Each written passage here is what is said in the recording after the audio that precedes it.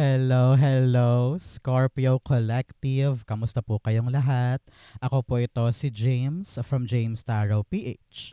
Ito po ang inyong weekly reading for August 3 hanggang 9. Bagong linggo, ano po naghihintay para sa inyo? Alamin natin. But first, mga Scorpio, ihanda mo na yung isang tanong ha. Kung meron kang pang malakasang one question, hawakan mo yan. Sa dulo po atin po yung babasahin by using these cards. Okay, let's begin. Holy Spirit, Spirit guides, guide us for today. Inhale and exhale. Your cards for the week. Nice. Ooh, wow. Siya nga pala sa... napakaganda. Siya nga pala mga mahal kong Scorpio, maraming salamat po sa lahat ng mga hindi nag-i-skip ng ads, nagla-like, nag-share, nagko-comment, at patuloy pong sumusuporta sa atin every time po na meron tayong libreng reading. Welcome po sa ating mga new subscribers. I-enjoy nyo po yung ating mga pagbasa ngayon. I-share nyo po ito. And please tulungan nyo ko. Do not skip your ads. Okay? So, at the background, meron kang The Temperance card. Nako, ngayong linggong ito, Scorpio, malaking tulong yung pasensya mo. Narinig ko dito na panahon na para makibagay ka, magpasensya ka, matuto kang makipag-compromise. Yan ang pinaka-importante sa'yo this week. Kailangan hindi pwedeng ikaw lang yung tama. Kailangan mo ring mag-adjust para bigyan ng kompromiso yung gusto rin ng iba. Halimbawa, gusto mo pulang sapatos, gusto niya itim, edi maghanap kayo ng pula na may itim. Parang gano'n, no? Kailangan you give in kahit paano para magkaroon ng katahimikan, katiwasayan, magkaroon ng proper advancement yung mga bagay na gusto mong mangyari. Siyempre, hindi naman tayo pwedeng palaging magmamatigas o ako lang yung tama, ako lang yung may opinion, ako lang yung batas, di ba? Kailangan you also learn to give in and let other have their chance, their fair share sa isang bagay. So, kayang-kayang pag-usapan kahit anong bagay ngayon, kayang-kayang pagdebatehan or mag-come up sa better solution na papabor sa bawat miyembro. Parang ganon. Okay? Especially here in your core energy. Okay? Your core energy tells you na kailangan mong makipag-communicate ng maayos. Kompromiso, no?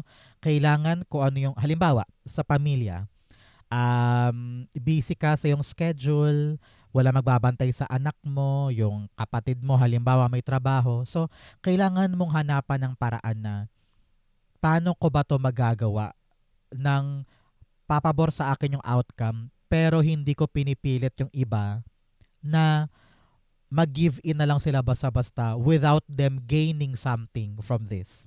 Halimbawa, uy sige na kapatid, bantayan mo muna tong anak ko. Ako na bahala sa ganito mo. Ako na bahala sa project mo. Or ako na gagawa niyan. So, compromise. Para parehong swak, parehong pantay, gamitin mo yung paraan ng pagkasalita ngayon.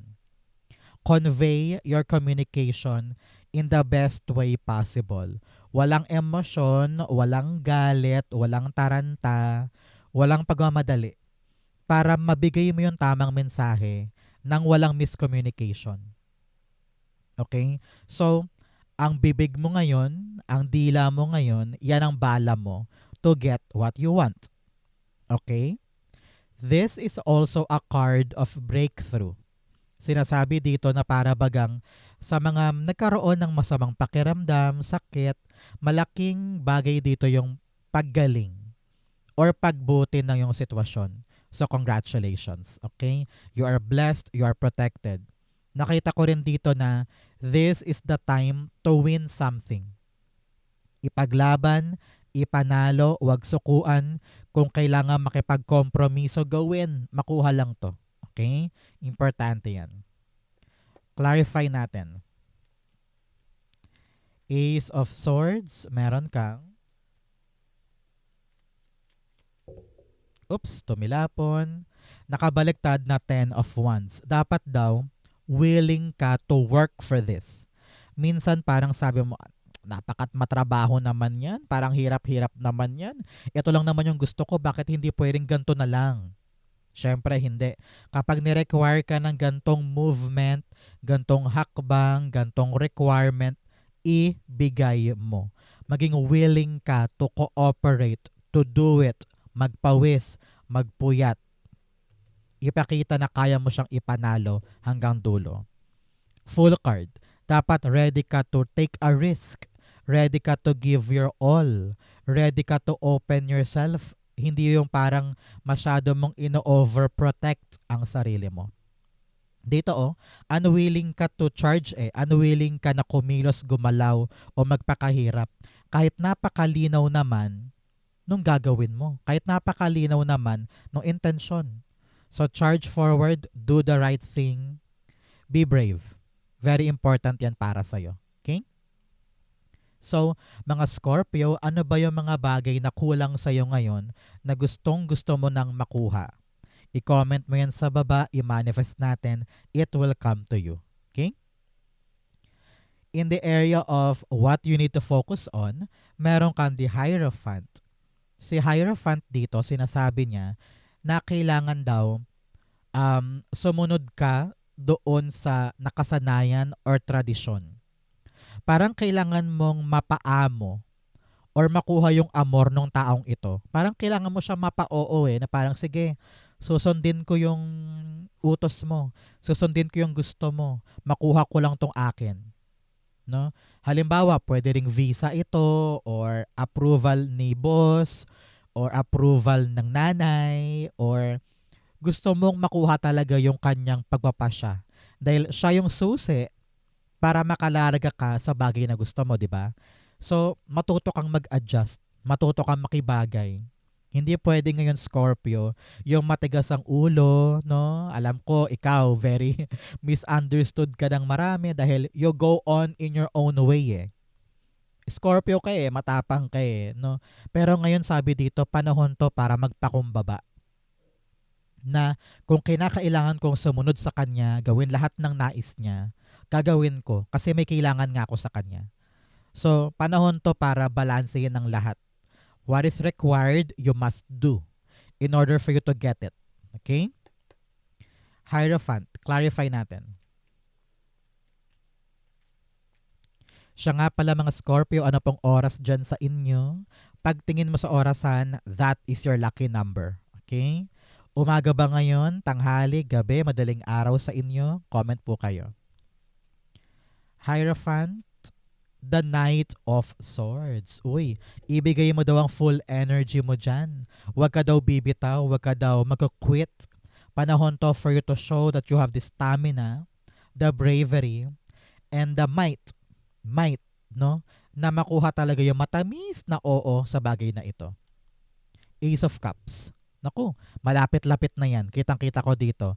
Ibigay mo lang yung buong puso mo, buong pagmamahal mo dyan. Give your full attention and passion. Naku, iyo yan. Mapapa-oo mo yan patungkol sa mga bagay na nais mo. At makalarga ka na. Okay? Ganyan yan kasimple. Pero syempre, hindi yan ganun kadali. Kaya kailangan dedicated ka talaga. Masipag ka, matyaga ka para makuha yan. In the area of what you need, meron kang the Star card. Ang kailangan mo ngayon, Scorpio, maniwala. Magtiwala. Buhayin yung pag-asa. Okay?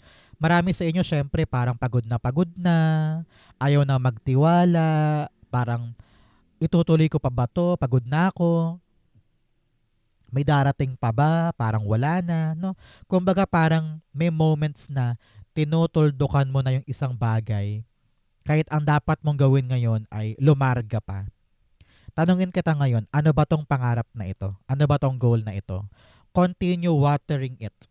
Diligan mo pa, asikasuhin mo pa, give your all.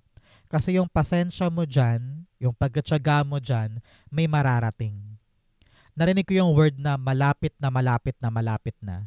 So do not stop now. Okay? Clarify natin. Star card, paki-clarify Holy Spirit, Spirit Guides. Ayun, tumilapon. The Four of Cups. Ayan no, malungkot ka na talaga. Parang dissatisfied ka na or dismayadong dismayado ka na bawat action mo, bawat kilos mo, bakit parang walang nangyayari? Bakit parang plakda after plakda after plakda? And then here, sabi dito parang kino-close off mo na yung sarili mo, ayaw mo na mag-try, ayaw mo nang sumubok, kasi nga baka maplakda na naman, baka mabokya na naman. Pero sabi dito, kailangan mong patunayan kay universe na ready ka talaga na ilaban pa. You have to make a choice with this new opportunity. Maaring itong bagay na ito na hinihintay mo, kapag dumating, tell yourself na ready akong i-accept to. Ready akong galawin to. Kasi maaring ito yung magtulay sa'yo sa goal mo, sa dream mo. Okay? Halimbawa, dream mo magkaroon ng car, pero ngayon talagang plakda yung mga trabaho mo. May isa pang chance, may darating pa. At maaring yung chance na yan ang mag-fulfill ng dream. So wag choosy, wag kang panghinaan ng loob dyan, may darating pa para abutin to. Okay? Importante yan for you this time, isa-isip mo. In the area of what's affecting your current energy, meron kang the Page of Swords. Sabi dito, laban, sugod. Kung kailangan kausapin na para maliwanagan ka, para alam mo yung mga bagay na dapat mong pagdaanan at hindi ka masyadong matakot sa kakaharapin mo. Halimbawa, meron kang task or mini assignment sa trabaho sa isang probinsya.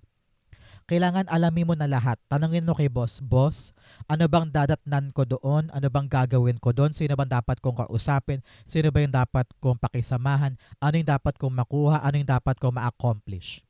Lahat-lahat kalkalin mo para kapag pumunta ka doon, hindi mo maramdaman yung bigat at hindi ka magpaandap-andap.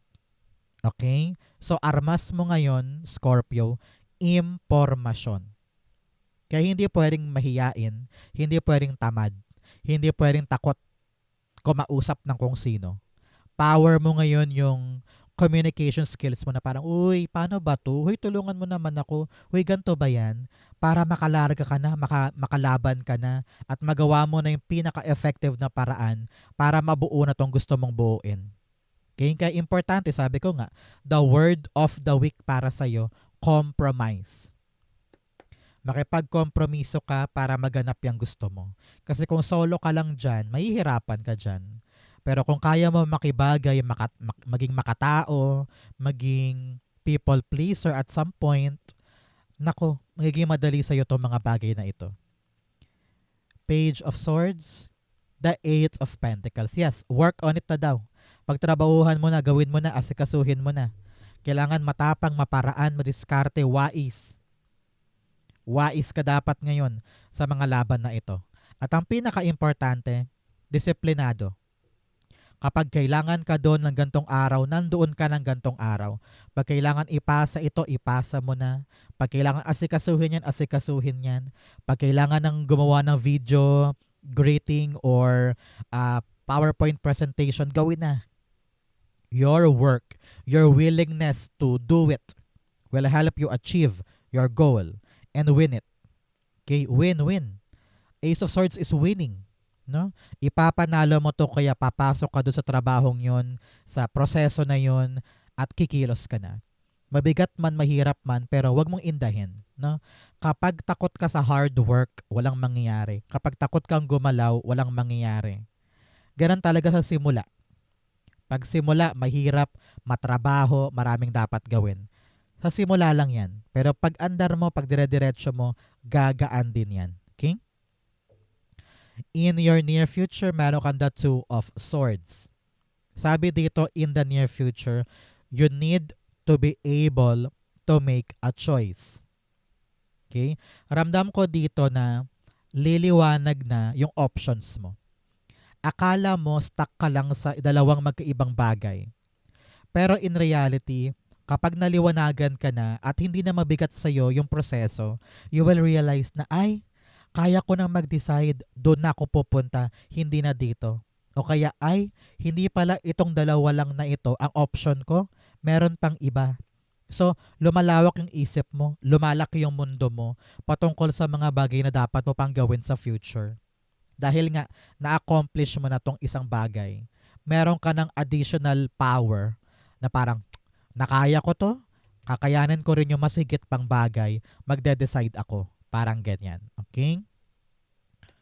Clarify natin. Halimbawa, um, nakapasa ka na sa licensure dito, pinangarap mo yan, malungkot ka noon, nakailang take ka na halimbawa, pero sabi mo, kailangan kong makuha tong approval na to, tong papers na to para makalarga na ako. I'm gonna work on it. Susuong ako sa laban kahit mabigat, ipapanalo ko to. Ayan. Pag dumating yung licensure, nakuha mo na, magde-decide ka naman kung saang kumpanya o saang bansa ka pupunta. Parang ganon. Okay? Two of Swords, the Devil card. Okay? Okay. Sabi dito, maaring may pumigil sa'yo once na magde-decide ka na kung saan ka pupunta na next. Okay? There will be a person in your life that will tell you na, dito ka na lang, huwag ka nang pumunta doon, hindi mo naman kaya yon. O kaya, ito na lang gawin mo, mas bagay sa'yo to. Someone is controlling your decision. So you really need to be independent now and decide for yourself. Maari din na ito'y ikaw lang din. Kalaban mo sarili mo. Tinadown mo sarili mo na hindi ko kaya, hindi ako marunong, nakakatakot. Set yourself free. Dahil kapag ganon, madali sa'yo makapag-decide ng para sa'yo. At the bottom, the Queen of Swords, yes. Kailangan talaga decisive ka, matapang ka, tatayo ka sa sarili mong paa.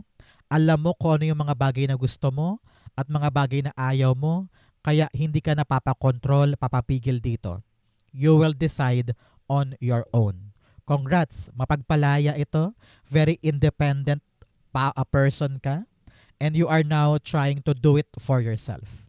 Congrats, saludo ako sa'yo. In your challenge, meron kang the Six of Pentacles. Sabi dito, problema mo ngayon, nagbibigay ka ng mga bagay sa mga maling tao. Or nagbibigay ka ng energy sa mga maling bagay na wala namang saysay. Example, pumatol ka sa isang away sa online. Pinagtanggol mo yung favorite mong artista or favorite mong politiko. Pero in reality, nakatulong ba sa'yo? Hindi. Sinayang mo lang yung oras mo. Kakaubos doon imbes na asikasuhin mo yung trabaho mo sa araw or matulog na lang, naubos ang oras, kakatanggol or kakachismis. 'Di ba?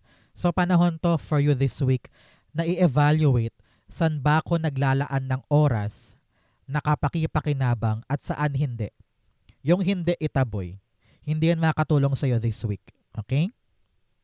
Pinapayuhan ka rin na maging matalino sa paghawak sa pera. Meron kang mga binibigyan or pinapalabas na pera na parang teka, parang mali naman ata to. Kailangan kong isipin ngayon yung dapat kong paggagastos na tama. So spend your money wisely sa tamang tao, sa tamang gamit, sa tamang bills. Okay? Make sure that you're very, very vigilant sa pagbalanse niyan. Clarify natin. Six of Pentacles, meron kang the Page of Swords. Kailangan mo daw malaman ang truth ngayon patungkol sa mga hindi tamang pagbibigay. No? Halimbawa, bigay ka ng bigay ng oras sa iyong kaibigan. Kapag umiiyak siya, nandyan ka kaagad. Pero narinig mo ay, sa GC pala namin, iba ang sinasabi niya sa friends ko kumpara sa kapag kaharap ko siya. So parang yung reality na yon, yung nagising ka sa balitang yon, sa impormasyon na yon, babaguhin mo na. I will not go there every time na kailanganin niya ako dahil hindi pala niya ako tinuturing na kaibigan. Example lang yon, example lang. O halimbawa, na-realize mo ay sa paycheck ko, hindi naman talaga nagre-reflect yung overtime. Palagi ako nag-overtime pero wala naman palang dagdag yun. So putulin ko na. Ilalaan ko na lang yung oras ko ng overtime sa pamilya ko. So kung ano naman tong impormasyon na malalaman mo, it will change how you give effort sa isang tao, sa isang bagay. Okay? Seven of Pentacles. Marirealize mo na, ay, bakit ba ako nagalaan dyan ng oras, panahon? Wala naman ako mahihita. Parang ganyan. Okay? In your fortune, meron kang the Nine of Swords. Meron kang problema na masusolusyonan mo this week. Okay, congratulations. Kung ano yung reason kung bakit hindi ka makatulog, hindi ka mapalagay, super stressful ka na, you will find the right way, you will find the right solution, malulusaw yan. Congratulations, okay? Napakasimple niyan. Meron kang isang problema na solve, na solve, na solve ngayon. Nine of Swords, the Six of Swords, makakaabante ka na. Meron ka bang hinihintay na parang go signal, approval, or bayad, na parang kailangan ko makuha to, pag hindi ko nakuha, hindi ako makakaabante. Ngayon, forward na. Meron ng katiwasayan, meron ka ng assurance, meron ka namang panghahawakan para lumarga. Meron din sa inyo parang natuto na ayoko nang sumama sa grupo na yan kasi puro chismis, puro away, puro problema, mag-move on ka na. Kasi parang sabi mo, nag-mature na ako. Ayoko ng puro gulo, puro drama, puro conflict. So you are now separating yourself from the source of conflict and problema. Six of Wands, mag-focus ka na lamang sa mas importanteng bagay na kaya mong ipanalo. Pupunta ka sa mga grupo or sitwasyon na alam mong sinusuportahan ka, walang inggitan, walang insecurities, talagang naghihilahan paakyat, no? So now you are now valuing, no? Vina-value mo na kung saan ka dapat talaga maglagak ng oras, pera, atensyon, pagmamahal. At kung ano man tong pinoproblema mo na ito, you will tell yourself na, ay, bakit ko ba pinoproblema yan? Bakit ko ba iniisip masyado yan? Kayang-kaya naman pala. Okay? In your divine messages, meron kang the Hanged Man. Sabi dito, hindi masama na maupo minsan ng pangmatagalan. Alam mo yun yung parang, today, halimbawa Sabado ngayong araw na to, uupo ka lang. And you will just relax. And ire-review mo lang sa isip mo, ano ba yung dapat kong gawin? Ano ba yung mali sa plano ko? Gaano na ba kalayo yung nararating ko? It's all about you reviewing. Reviewing your life para maliwanagan ka na, bukas ito gagawin ko. Ay, mamayang gabi, ito lulutuin ko. Dahil nakapag-isip-isip ka, nakapag-relax ang utak mo. Kaya hindi masama, Scorpio, yung walang ginagawa. Alam mo yun? Hindi masama yung nakatenga ka lang minsan dahil dyan lalabas yung kaliwanagan sa maraming bagay. Okay? Hanged Man, the Knight of Cups. Yes, panahon to para pagmuni-munihan kung ano ba talaga yung nais ng puso mo. Saan ako dapat pumunta? Ano yung dapat kong pagtuunan ng pagmamahal, pera, atensyon, oras, no? So, slow down, take a break. Siguro kahit yung weekend mo, i-take a break mo yan, or yung day off mo, o kaya tong pag-uwi mo sa bahay, yung talagang oras na solo ka lang, mag-music ka, sayaw-sayaw ka sa bahay, diyan darating yung parang, alam ko na gagawin ko. So yung puso mo, handa na, prepared na, dun sa talagang dapat mong gawin. At the bottom, the Five of Swords. May mga laban kang na-figure out na, hindi worth it yan. Ayoko na isali sarili ko dyan. Move on na ako. Doon parang nagiging balance ang lahat for you. Okay? Outcome mo yan. Bigyan mo na kita na fortune cards. You have bag something important such as a new job or a raise. Congrats. Merong bagong trabaho daw or bagong sweldo pag-angat. Congratulations. You also have Apple, temptation will test you. Sabi ko nga, may mga distraction, may mga aagaw ng atensyon mo, kaya focus, focus, focus. You should know your priorities. You also have money path. Wow, a path with money is waiting for you to find it. Merong paparating na pera, kaya husayan, galingan. You also have bear, danger especially in money matters. Sabi dito, may paparating na pera pero kailangan maingat ka. Hindi ka dapat nag-share ko kani-kanino. Hindi ka dapat nakabuyang-yang lang yung wallet mo sa kung saan. Or yung drawer mo lagi nakabukas. Be secretive when it comes to your money. Okay? Ang outcome ni Scorpio for August 3 to 9, meron kang the 8 of Wands. Naku, merong bibilis. Makipag-kompromiso ka lang, makibagay ka lang, makipag-collaborate ka lang, merong bibilis dyan sa ginagawa. And you will realize that, na parang, ay, bumilis.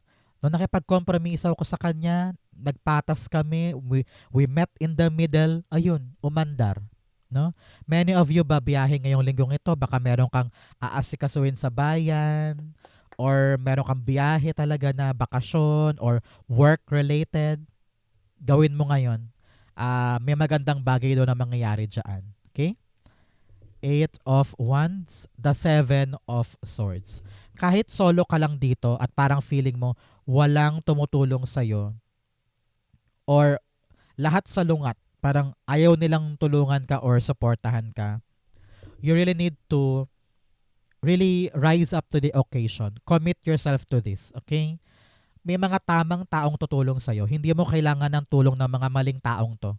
There's this someone higher, better, achieve siya sa buhay niya, ang talagang makakatulong sa'yo sa prosesong ito. Doon ka kumapit, huwag sa mga maling tao. Okay? Narinig ko rin dito na mas pagkatiwalaan mo sarili mo ngayon. Work in silence. Work in silence and reach the potential of this new thing. Okay? Maganda to para sa'yo. Okay?